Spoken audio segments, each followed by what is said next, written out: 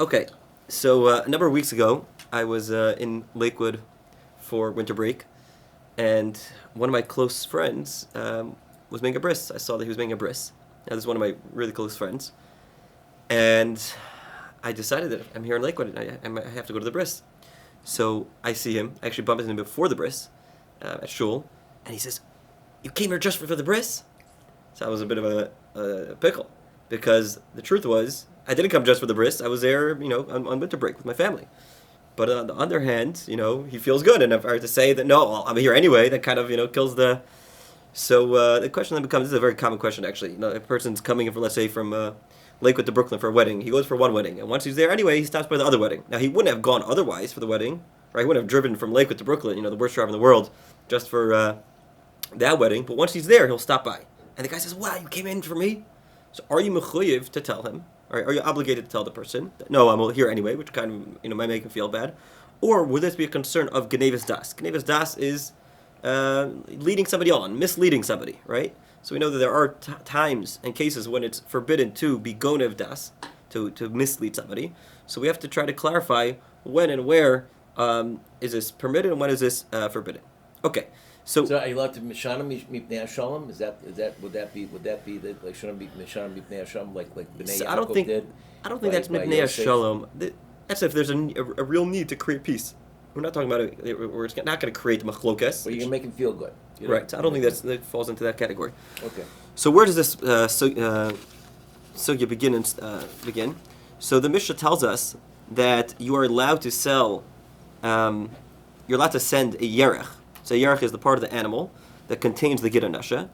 So you're allowed to sell him a full yerech because it's mikomenikar, right? Because it's clear that it contains the giranasha. So the Gemara is medayik, that the Gemara infers that it's only permitted to sell a full one, but it would be forbidden to sell a cut up one, right? Meaning only if it's complete and whole. But once you cut up the yerech, the thigh, so then it's no longer permitted to give it to him. You're not allowed to sell it to him. So the Gemara asks why, and the Gemara says, "Amar Shmuel aser lignav das habriyos." I'm sorry. The Gemara goes through a few iterations of in place where they would announce. It's a bit complicated, but it's not so relevant for our discussion. So the Gemara says, right? You are stealing his das. What does that mean? Meaning, by selling him this, by sending him this a piece of meat that's already cut up, he's under the impression that you already removed the giranasha, right? And he feels good. Wow, the Jew is sending me his finest piece of meat that he's worked so hard that even he would be able to eat. And by you giving it to him, you're being gonev his daitu. You're misleading him, right? Because in truth, you never did it. To Amar Shmuel, aser lignav das habriyos. It's forbidden to be gonev das habriyos, to mislead somebody, to steal somebody's das. And this applies even to a non-Jew as well. So let's just read the continuation of the Gemara, because it'll be relevant. A few important points will emerge from it. So very often the Gemara will tell us, now this that Shmuel told us, that it's forbidden to be gonev das, to mislead somebody. He never said explicitly, but rather it was implicit.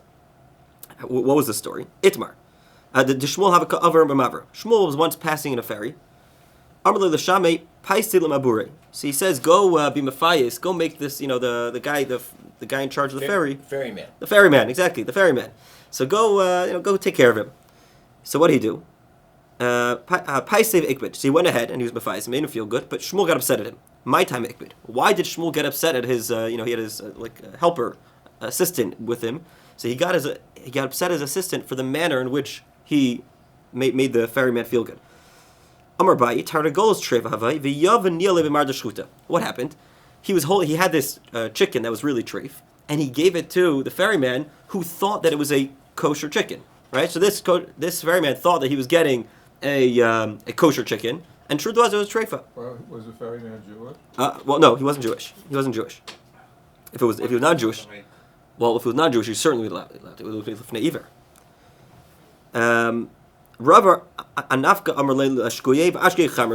What happened was Rava told him that Rava had a different version of the story.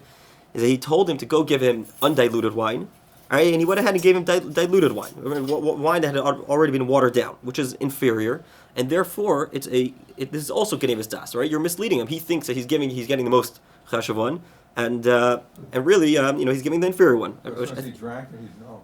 Right, which I guess further proves that nobody, even the supposed experts on wine, can't tell the difference anyway. They claim to be able to this big wine connoisseurs. So the Gemara asks, the Gemara always asks this. Now, why does it make a difference if it was he said this explicitly or implicitly? The bottom line is Shmuel's upset at him for misleading this ferryman. So the Gemara says, because really you could weasel out of this. You could say that perhaps this wouldn't be a proof. If, according to the version that he gave him this treifa chicken, perhaps he wasn't upset at him for misleading this ferryman, but rather it's because why are you holding on to treifa, right? You're not supposed to hold on to non-kosher food, right? Don't keep, even though you're only not allowed to eat forbidden foods, but don't hold it into your freezer, right? You might come to mixel. Somebody might unknowingly come to eat it. So why are you holding it in the first place? That's why he's upset at him. And according to the opinion that he gave undiluted wine, the Gemara says, he was upset at him for not listening to what he said, because he had told him to give him undiluted wine. He didn't listen, so he was simply upset at him for not listening. And the Gemara continues on this topic of Geneivas Daas, misleading somebody. Right? Let's say you know that your friend doesn't like to eat out. So you said, hey, I could get some extra credit, some street credit with him. I'll say, oh, come eat with me, come with me, knowing that he's never going to agree in the first place, right? So it's a win-win. I don't have to prepare an extra meal, I don't have to prepare extra food, and this guy's going to be grateful to me. So nor should you offer him gifts knowing that he's not going to accept. Okay, now this is interesting. What they used to do is, they used to, to open up back then they used to store their wine in barrels, in big barrels. And once you open it, it's a very short shelf life. Because once it was opened, I think it was before they had pasteurization, so it was even a shorter shelf life. Right? Even now, when you open a bottle of wine, you only have X amount of time before it goes sour. Right, exactly. But back then, it was much shorter. So let's say I opened up a barrel of wine. So it's considered if a very prestigious guest would come, you would open a barrel of wine for him that shows a certain chashivas, because it would cost a lot of money for you. Now, let's say sometimes what they would do is the following, right? I would open a barrel of wine, but I'm only going to drink this much, right? A tenth of the barrel. But I would arrange with the local storekeeper that I'm going to sell you the rest, okay? So the bris says that what you're not allowed to do is, you're not allowed to open it on behalf of, oh, come, let me open this barrel of wine for you. Meanwhile, and he's thinking that I opened it just for him, and meanwhile, I'd already made an arrangement with the storekeeper, because I'm misleading him, he's thinking I'm doing it just in his honor, and the truth is, I really have this, agreement with the storekeeper. Elam ken hodio, unless you notify him that you're doing that. How is that any different from opening a package in general? What do you mean? I mean, when you open a package of anything, it doesn't mean that the person is going to consume all of it. Right, no, but opening up a barrel of wine specifically would show the chashivich, because it was a big financial loss, right? Because you potentially you could only use a tenth of it. That was the custom. When they honored people, important guests, they would open a barrel of wine. Okay. He thinks it's just for him, but he's actually going to be able to sell the proceeds later on. Right, so it's a little bit of a... So he didn't know what the common practice was. Right, unless you notify him. Nor should you tell him, the bris continues, here I have this a kli of oil they used to rub themselves with. Meanwhile, it's empty, knowing that he's not going to honor him, knowing that he's not going to do it. However, the Gemara gives an exception. But if it's to honor him, then it would be permitted in this last case. Now, if you offer a person what you say is a special price, which is not actually the special price, is it the same thing? Okay, perhaps. Yeah, well, hopefully all these questions will become clear. So the Gemara asks, "Einiz is true. Ula ikla Rabbi Yehuda pasach l'chavios." So what happened? Ula went to visit Rabbi Yehuda, and he opened the barrel on his behalf. Meanwhile, he had this arrangement. So you see that Rabbi Yehuda did do this. So the Gemara says, "Odiu ode." So either you could say that no, he told him. By the way, I have an arrangement with the storekeeper, or Rabbi say, "Mashani ula dechav Rabbi Yehuda debalav hachinam psuch miftachle." So the Gemara says that in this case would be permitted, because he would have done it even if he hadn't done it. Right? Even if he hadn't been able to arrange with the storekeeper, Rabbi Yehuda loved Ula so much that he would have done it even if he didn't do it. So then it's not forbidden for me to go ahead and save my money, right, by making this arrangement. If I truly, a person has to be honest with himself. Would he really have done that? But assuming that he genuinely would have done that even without this arrangement, then it's permitted. Okay. So Rashi says, so let's take a look at Rashi. So the Gemara introduced us to the concept of Geneivas Daas, right? Literally means stealing somebody's mind, misleading somebody. So Rashi says, on the beginning of the first case, with the piece of meat, this non-Jew thinks that the Jew loves him so much, shetikna v'tarich balitol gida, that he spent time removing the gid, achaniris la'asmoi, and to the point that would be fit for even the Jew to eat it. V'achar knasalo, and then he went ahead and you gave me your piece of meat. V'ulo nutlo v'nimsa machzik l'tov v'chinam. So Rashi at the end says, what's the problem with Geneivas Daas? Because the non-Jew becomes indebted to him for nothing, right? Everything's. I think we mentioned this in the last week's shiur. There's no such thing as a free lunch, right? Everything I'm giving, quid pro quo. Everything's a quid pro quo, right? If I give something, it's a question of momnus, a question of kavod habriyos. That's. So we're gonna get to that. We're gonna get to Rashi in a second. But Rashi here, when he's clarifying what the prohibition is, he's saying that the problem with Geneivas Daas is I'm giving you something, right? I'm pretending to give you something, and you're gonna give me something in return, right? You owe me something, right? There's nothing concrete, but I'm gonna get something in return. And the truth, and it was all based on a false premise, because I really, in that case, I didn't clear out the Gid Nasha. So in a more general way, you can't take credit for something that's not really yours. That's for sure not. Right. But here he's actually. But here I'm doing an action. He's Right. actually doing the favor. That for sure not. Okay, so that's how Rashi explains what the Isser is. Valor. But anytime we have a halacha, right? What's the first thing we want to determine? Is this daraisa or darbanan? Is this a Torah level prohibition or a rabbinic level prohibition? So Rashi at the end, if you remember, the Gemara says v'im bishvil kodo, that if it's doing it in his honor, right? If I do it to honor him, then it is permitted. So what does Rashi say? V'im bishvil kodo shal reach, if it's in the honor of the guest, lahotia bris shechavhu alav. I'm sorry. Rashi says, where is this Rashi again? Rashi says the reason why it's permitted is because kavod habriyos. Sorry, where was this Rashi?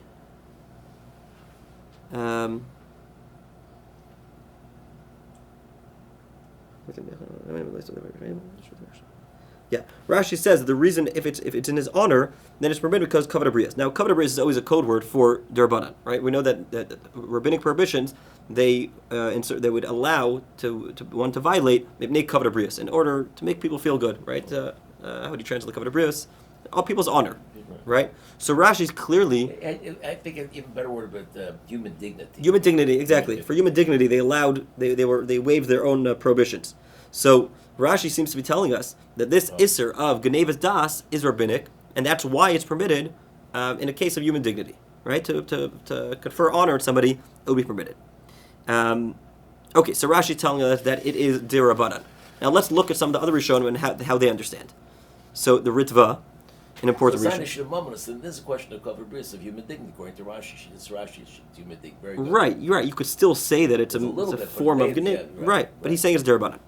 The Ritva, on the other hand, he says, "Isser Geneivas daito shel ein Yehudi kasvik sasor b'shem b'shem Tosafos shu Isser Torah." This is a deraisa prohibition. Denafkal l'diksiv lo signivu. Right, so the Torah says lo signivu. So they understand that this too is included in the Isser of stealing.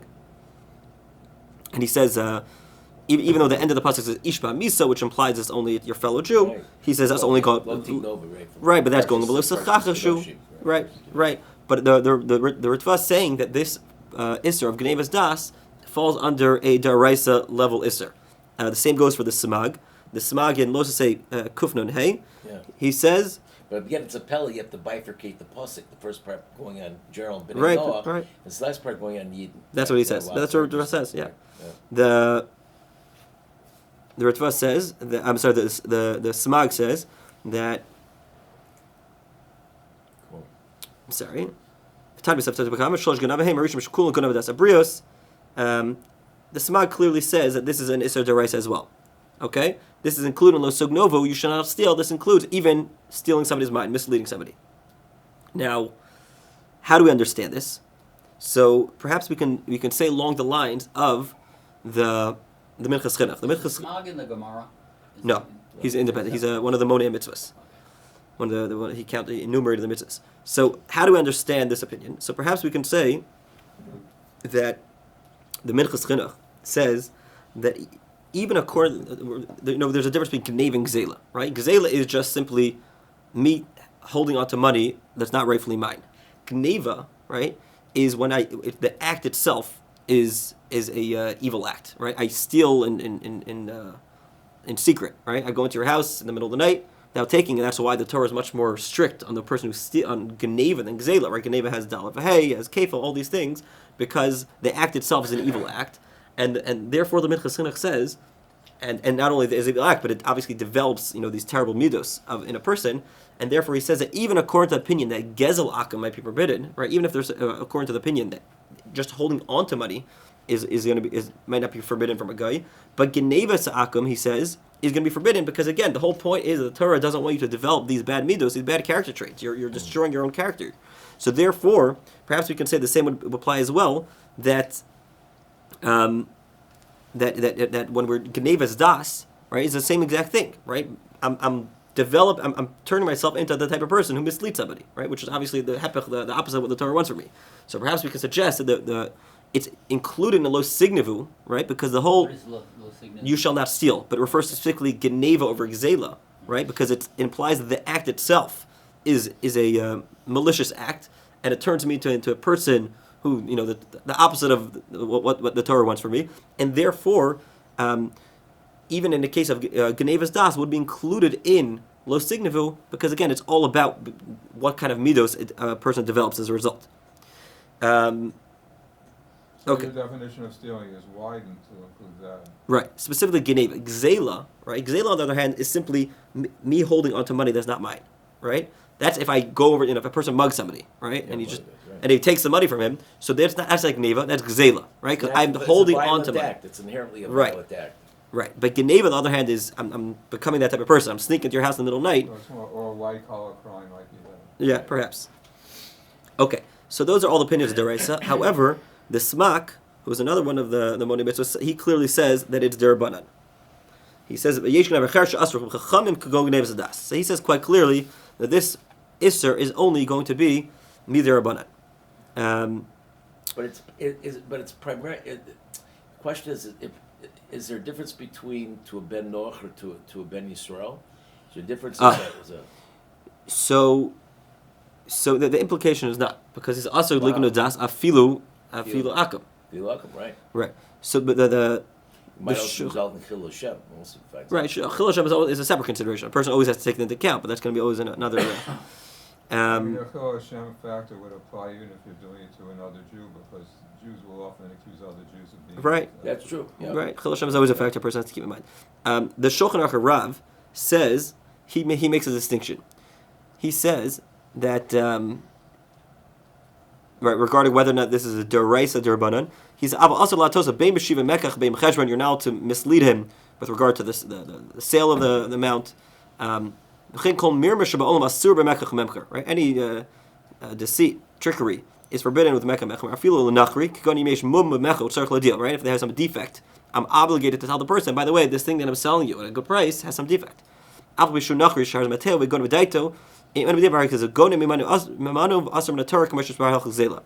what does he say? He says that if I'm selling you something, and I do not notify you that it has some type of defect, that's going to be deraisa. But then in the next halacha, the Shulchan Aruch Rav, the Balatanya says, right? Even if it's not going to come a result in a loss of money, right? So he makes a distinction. If, as a result of me misleading him, it's going to result in him having a financial loss. What's an example? For example, if I don't tell him that the car that I'm selling him has this big defect, right? The AC doesn't work. The lemon, exactly. So then that's going to be Isser Deraisa. Right. However, it's not a question of financial loss, but it's simply a matter of me misleading him. He's going to think that I'm doing him, this big favor when the truth is I'm not. Then he says Derabanan.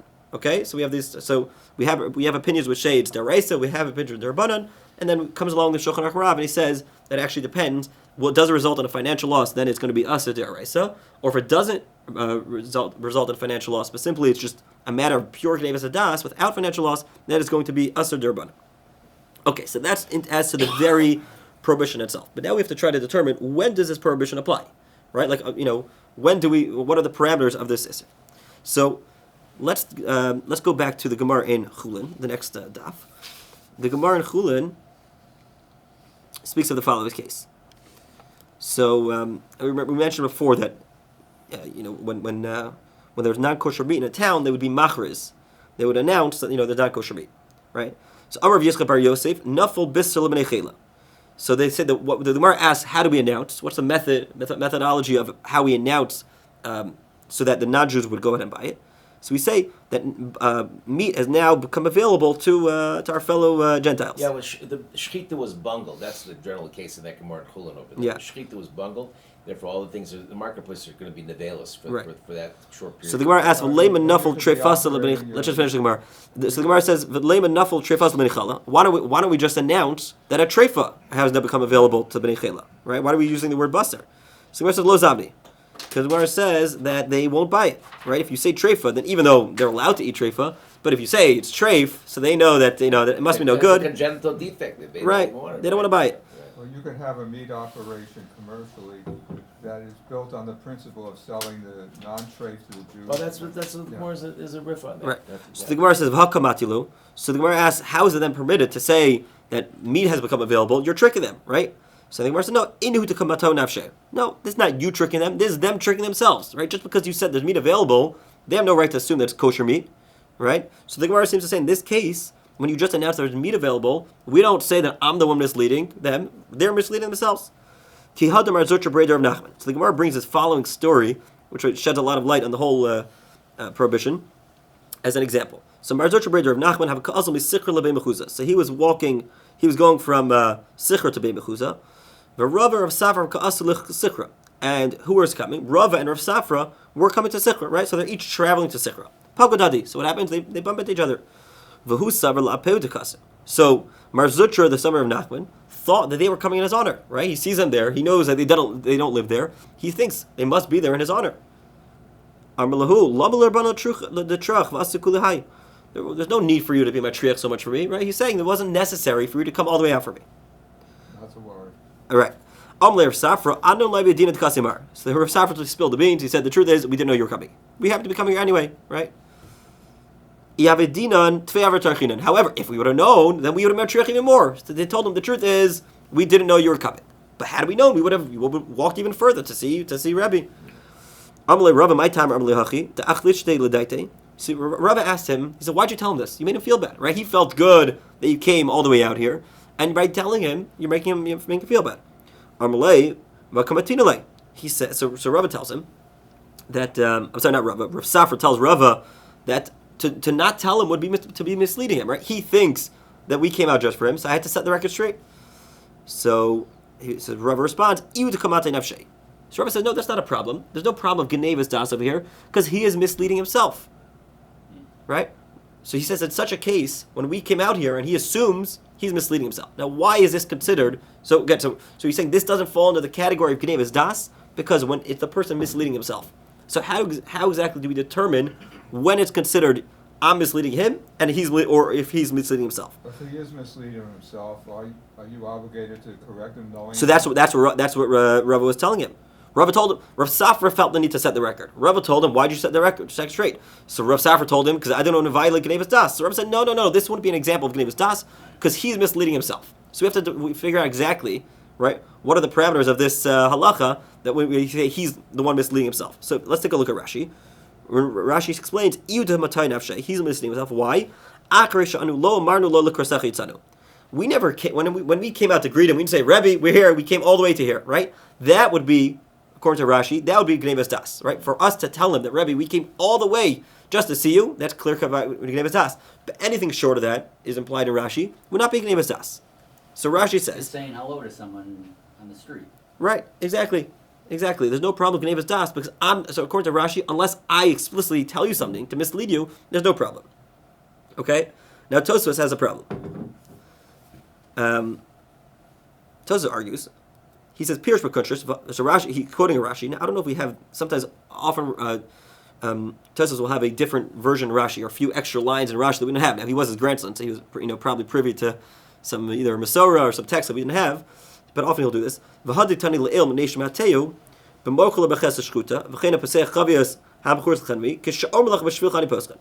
says very clearly that the problem, when he's selling it to him under the presumption that it's slaughtered meat, or when he's opening up the barrels for him, so according to Rashi, right, once again, Rashi is going to tell you that's only a problem when I tell him, oh, by the way, I slaughtered just for you, or I'm opening these barrels just for you. So according to Rashi, Rashi, it's only a problem Geneivas Daas when I say so explicitly. Ve'enira, Tosafos argues, I don't agree. right? The brisa clarifies at the end that unless I notify him otherwise, dimashma afilu b'stam aser. Right? The brisa said the only time it's permitted, right? In the case of, let's say, opening the barrels, the only time it's permitted is unless I tell him that, by the way, I'm opening it. I have arrangement with the storekeeper. I'm going to sell the remainder of the barrel to the storekeeper, which implies that if I don't tell him that, right? If I just open the barrel without saying a thing, that would imply that it's forbidden, right? Because the brisa says it's only permitted when I tell him clearly that I didn't open in your honor. But according to Rashi, it goes the other way. The starting point is that it's permitted unless I say something to mislead him. So Tosafos says that the brisa is going directly against Rashi, right? Because according to Rashi, again, Geneivas Daas is only when I tell him something explicitly to mislead him.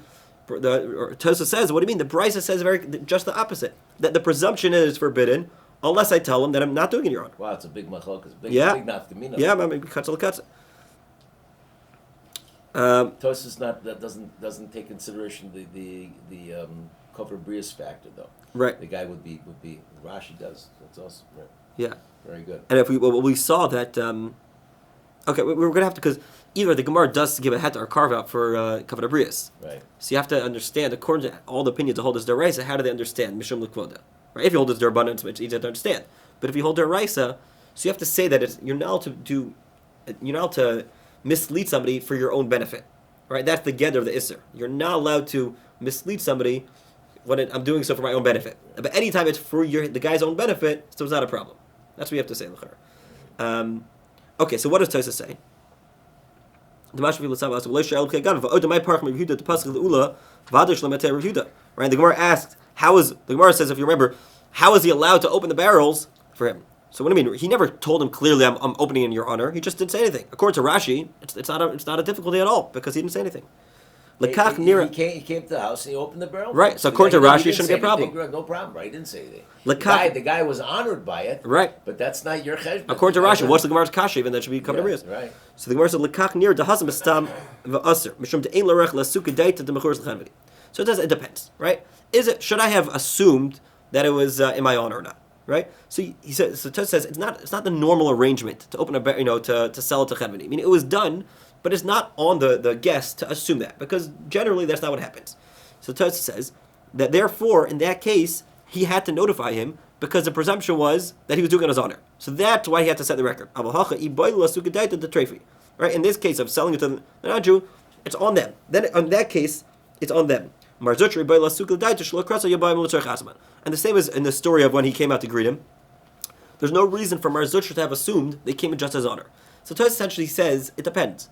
Is it reasonable for me to assume that it was in my honor? In which case, that person, it would be Geneivas Daas unless the person sets the record straight. So, for example, in the case when I open a barrel of wine, Tosafos says that's called.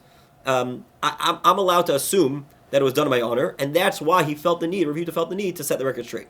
However, in a case where you just happen to bump into him, I have no right to assume you're doing it in my honor, right? Why should you assume that?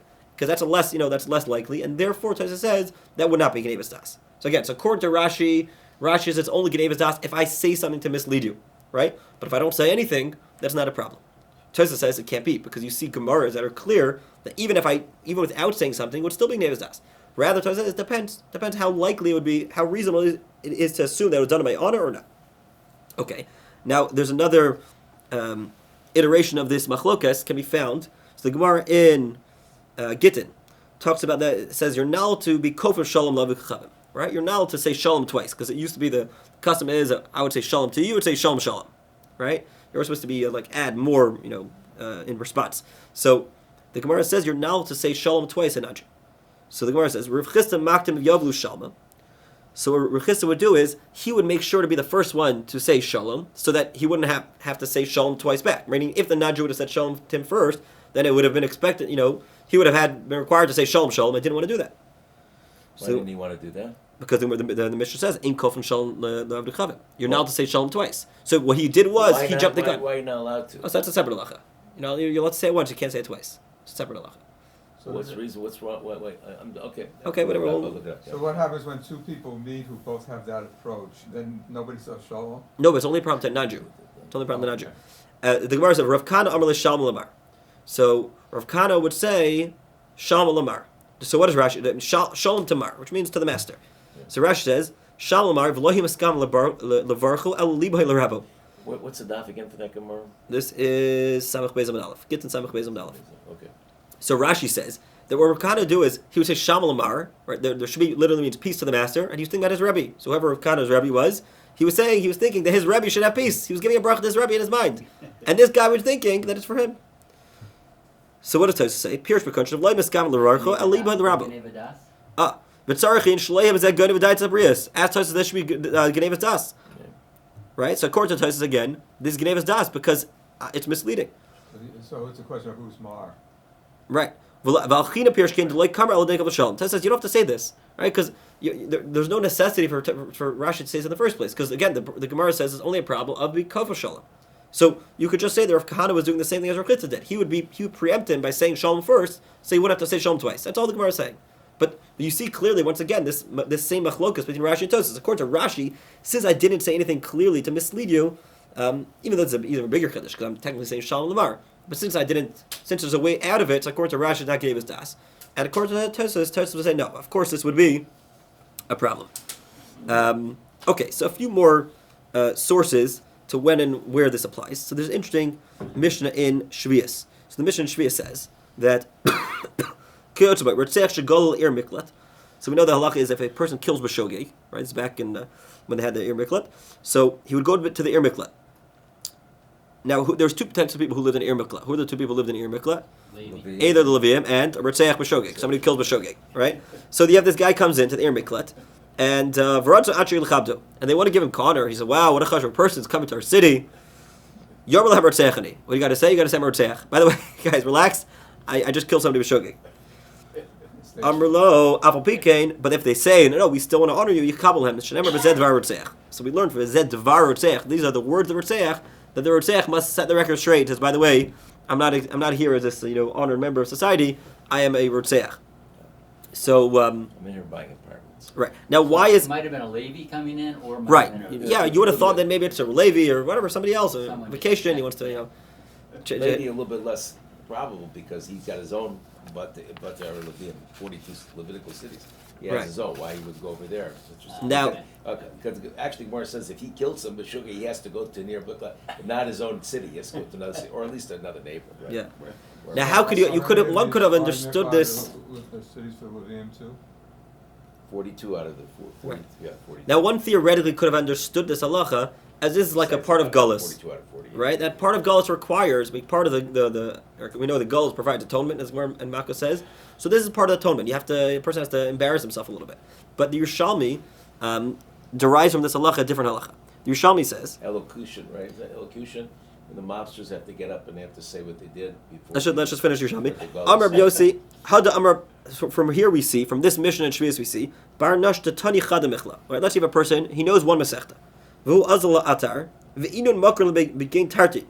Right? So he goes to a new city, and they say, wow, this person knows two Masechtas. Right? He only knows one Masechta, and they say, wow, big time Chacham comes, he knows two Masechtas.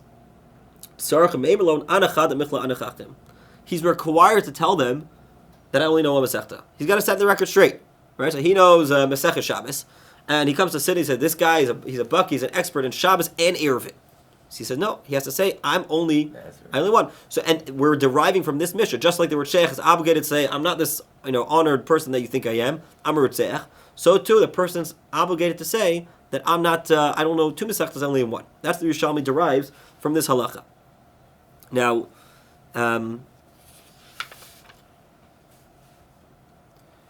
But just Manhag of Gedolei Torah was always very, very strict in that. When people thought that they knew much more, they would say to themselves, I don't know Yerushalmi. He quoted Yerushalmi. See, right. Now then they say, oh, he's an Anav. So you know what? Maybe now let's do the Marit. Especially amongst your forebears, Rabbi Teitelbaum. They were very, very strict on those issues. Yeah. Well, let me set the record straight. I do not know as much as my forebears. Whatever I say is what I know, nothing else. Once my boss was sending me to a factory to talk to somebody because I was an expert. I said, I don't know that much about this topic. He said, do you know more than him? Yeah, you're an expert. Okay, so the Marit has a tshuva where he says that, or he quotes this Yerushalmi, right, based on the Mishnah which says that the Rutzeach the murderers are obligated to say that he's a murderer. And the Yerushalmi says, likewise, a person is obligated to say that he doesn't know two Masechtas. And the Marit basically explains, right? That the problem is that by virtue of him sitting there silently, so like with the concept of shtika koda, right? If I sit there silently, it's as if I'm admitting to it, right? So by me sitting there where this person says he's a baki, he's an expert in these two Masechtas, so it's almost as if I'm verbally expressing it. So Marit says to do so is a problem. That's why he's explaining the Yerushalmi. That's why it's a problem, because I'm sitting there while it's happening. So it's as if I'm agreeing to what's going on. So I guess that was a good opportunity. I saw. So Rabbi Silverstein always has the best. Maislach. Whether they happened or not, they're still good stories. But so what was the case? So there is a two Meshulachim, right? The two Meshulachim, and in London, and they went to a certain well-known wealthy person. Now, this wealthy person was also big Talmid Chacham, and the guy, the first Meshulach comes to him and he says, "I'm dealing with this very difficult sugya. Do you have shot in this Tosafos? Let's say, right?" So the guy, he tries, and he didn't have the answer. On the way out, right, as is very often, there's more than one at a time. He tells him, by the way, this gvir, this wealthy person is going to ask you about this Tosafos. Okay, so this guy, he knew how to learn a little bit. Now he didn't know that Tosafos on the spot. He says, before you go into his house, go to the Beis Medrash, sit down with the Tosafos, learn it up, right? Look at the Mefarshim, look at the commentaries, and you'll come in, you'll get a nice check. And that's what he did. He sat down, he opened up, I don't know, Ksuvas stuff, whatever. And he crammed. And he got it all in, and he called his friend in Eretz Yisrael, the big Talmid Chacham, he called him, and he told him the pshat, and he goes in, and the Gemara says, okay, what are you here for? He says, I'm collecting for them, this, that, whatever. And he says, I'm dealing with this difficult sugya. Do you know pshat and Tosafos and Chulin Daf Sadidal? Amadal. So he says, as a matter of fact, I do. And he tells him this beautiful pshat. And the wall brothers are, wow, what a Talmid Chacham, right? And instead of giving him $500, give him $5,000. Okay, so he walks out happy. And then what happens? He goes back to Eretz Yisrael. He's feeling a little guilty, right? He's feeling a little guilty. So what does he do? He calls up Rabbi Silverstein, because that's what you do when you have these crazy questions. So he asked him this question. So it happened to Rasik Koshlevsky many times, but yeah. he knew the pshot on the spot. Right. And so for such a person, it's not a problem, right? Wasn't a problem. So for Emes Talmid Chacham, it's certainly not a problem. But what about? So he quotes this Yerushalmi, which we just said, that to imply that you know more than one Masechta, or to allow other people to think you know Masechta is a problem. And he quotes the Marit, who says if I'm sitting there silently, it's also a problem. So it would seem to be a problem of Geneivas Daas. So that's what he wants to say, the problem of Geneivas Daas. However, so Rabbi Teitelbaum is inclined to say that I'm leading you on. This would be an example of Geneivas Daas, because again, based on this Yerushalmi, based on the Marit, I'm required to set the record straight if people think that I'm more learned than I really am. But he quotes his brother-in-law, Reb Chaim Kanievsky, who says, no, in such a case, it would not be Geneivas Daas. And he quotes a fascinating story with Rabbi Yitzchak Spector, that when he was traveling from one city, when he became Rabbanis, I guess it's before he got to Kovna. So he was going from Berezha to Nishvez. I don't know, maybe you can tell me which cities. I don't know which cities. This is in cities over there. Eastern Poland. Yeah. So what happened? So he was on his way to accept his Rabbanis. So he was in a wagon, and the wagon driver, they stopped off at a hotel to rest up for the night. So he was very tired, but he wanted to learn something. So he asked the hotel owner, "Do you have any svarim for me to learn?" So the guy says, "I don't have any svarim." He said, "I need a sefer. He said, "All I have, now I happen to have the sefer, is I have a siddur derech HaChaim." Right? What's the siddur derech HaChaim? Is a siddur which is written by the Nesivos, and he added in his halachos. Okay, so he added in his halachos. It's actually very useful, and it's very people. It's often quoted. The Mishabur quotes him very often. Very, very good siddur. Yeah, unbelievable. So what happened? So he was very tired. But he opened up, and where did he open up to? He opened up to Hilchos Kriyas Torah. Okay, so he has, I see over here, 1, 2, 3, 4. He writes very big kitzer, which is very nice, and it's basically he'll quote the Shulchan Aruch, Magnaram, Taz, Pri Megadim, and then he'll kind of give you the final psak.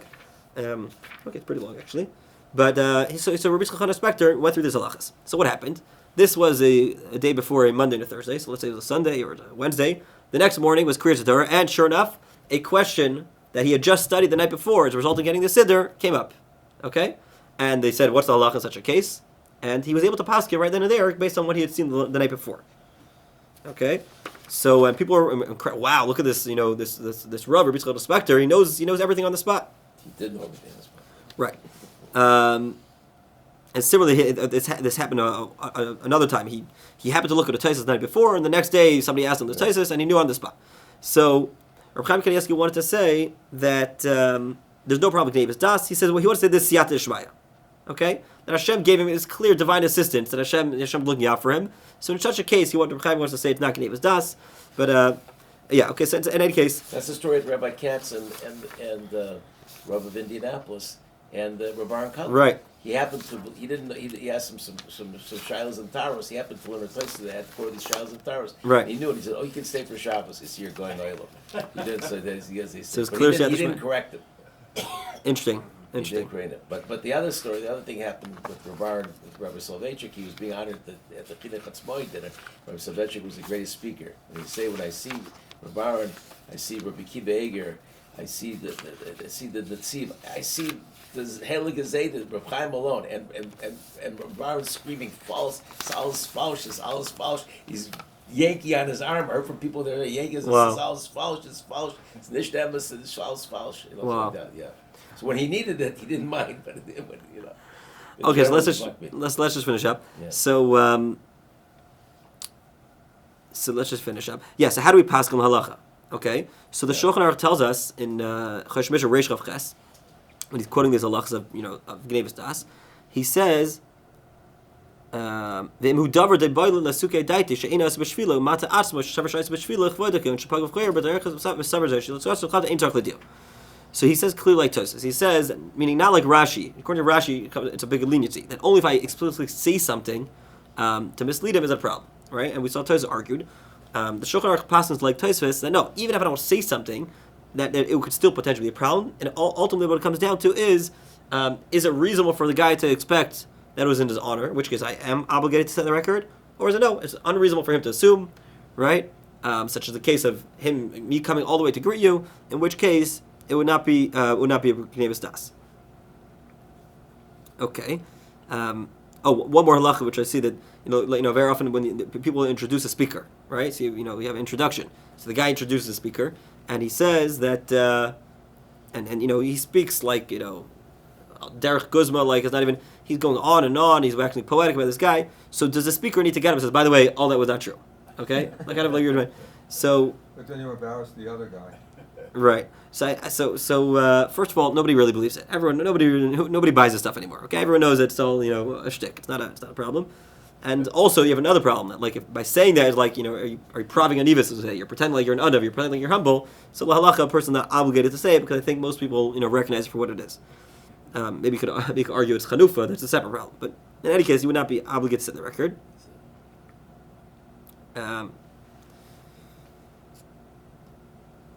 Okay, so that's la halacha. Okay, so basically, maybe we'll end here. But the bottom line is, so you should be more yeah. like, So we don't paskin like Rashi. We don't paskin like Rashi. We paskin that even if I don't say something to mislead you, it could still be a problem, and it ultimately will depend on is it reasonable for me to assume. So again, most shilas of Geneivas Daas comes down to this question: am I misleading you, or are you misleading yourself? Right? And there's no clear-cut answer because again, we don't pass. If we pass like Rashi, it would make our lives a lot easier. As long as I don't say something to mislead you, it's not a problem. But we don't. We pass like Tosafos. So therefore, it really depends on if it's reasonable. So in the case which I mentioned, which I started with, is it reasonable for my friend to assume that it would come just for him? Right. So I think most people don't think that to fly in for Indianapolis for a bris. That's not the normal thing to do. Right. As much as you love your friend, but most people don't do that. So in that case, it's not reasonable for him to expect that. So technically, I would not be obligated to set the record straight. Right now, practically it's much better in most cases to set the record straight because he'll probably find out, sooner or later that you were there anyway. In which case, you just make it feel worse. Okay, but strictly speaking, one would not be obligated. I think my Rabbi Silbergos, he always has the perfect words to say. So I think he says that when let's say he's going in for a wedding, and once he's there, he goes to the other wedding. So he says only the Eibishter could arrange that, like, you make it that I'm here on this night to be with you. That the perfect words to make the guy feel good. He gets the message, but he says in a way it doesn't insult him. But the bottom line is that Geneivas Daas is a real concern, and a person has to be on the lookout. Am I doing something to mislead him, or is it an example of I'm not misleading him? He's misleading himself. Shkoyach. Great, thank you.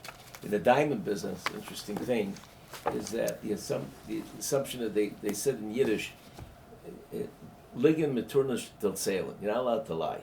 Or the ganz emes dafter zugen euch. You don't have to say the whole truth. But the reason why is because what happens is that when this happens, people think that they're buying like a diamond that's a better quality. The guy knows it's not that good. So what's he supposed to do? He says what they do. The way they got it was to pick up your loop and tweezers. Pick up the diamond. Pick up your scope, your diamond loop, and tweezers it and look at it yourself. You don't have to. He has an illusion about the particular stone. The guy that owns the stone, he knows it's not like it, but he doesn't want to miss a sale. So the way they get out of it was by saying, pick up your loop tweezers, you look at the stone you own. So since everybody, the assumption that people have a pretty good modicum of knowledge of the stone, right? Therefore, it's not considered Geneivas Daas. Yeah, you're probably, but according to Taisus, they're probably wrong anyway. Right. They're You have to be very, very honest. That's what the gemological report, that type of things.